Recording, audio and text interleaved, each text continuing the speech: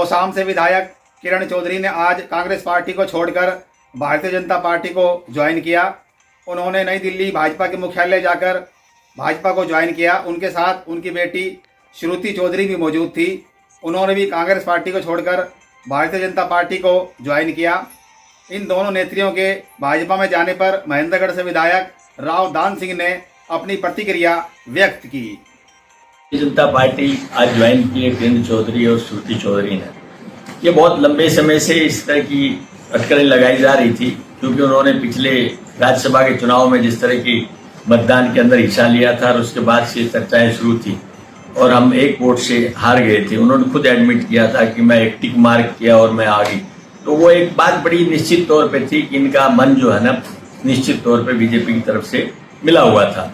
और आज मैं समझता हूं कि कांग्रेस के लोग बड़े इस बात से एक तरह से महसूस कर रहे हैं कि वाकई में जो गलती हमने पहले की थी उसका निराकरण बहुत पहले हो जाना चाहिए था, जो आज हुआ है।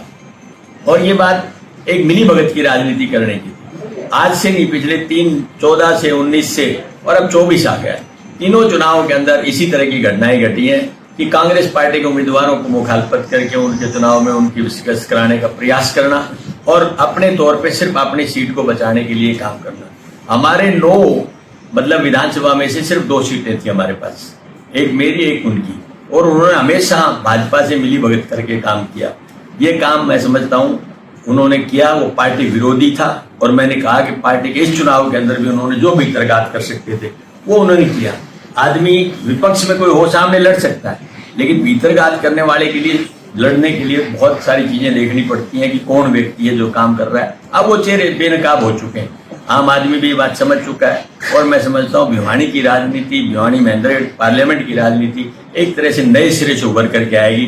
तो भूपेंद्र सिंह हुड्डा ने जो फैसले लिए हैं आज तक बहुत मजबूत फैसले लिए हैं, कांग्रेस पार्टी को मजबूत करने के लिए। पहली बार ऐसा हुआ है कि उम्मीदवारों का चयन ठीक किया गया और उनकी परफॉर्मेंस देखिए, उनकी वोटिंग परसेंटेज देखिए, तो आप अपना आप समझ जाएंगे कि हकीकत में कांग्रेस को कौन आगे ले जाना चाहता है और कौन पीछे ले जाना चाहता था। आज खुद मुख्यमंत्री थे जो पहले मनोहर जी, आज केंद्र के मंत्री, उन्होंने खुद मानी ये बात कि उनका मन तो पहले से भारतीय जनता पार्टी का था। तो ये बात किसी कहने की जरूरत ही नहीं है कि किसकी मिली भगत थी, कौन मिली भगत कर रहा था। तो मैं समझता हूँ एक ऐसा फैसला है जिससे आम कांग्रेस जन इस बात से एक तरह से उत्साहित है कि कम से कम जो लोग डैमेज करते थे पार्टी को, आज उन्होंने स्वयं पार्टी छोड़ करके कांग्रेस की मजबूती के लिए एक रास्ता साफ कर दिया।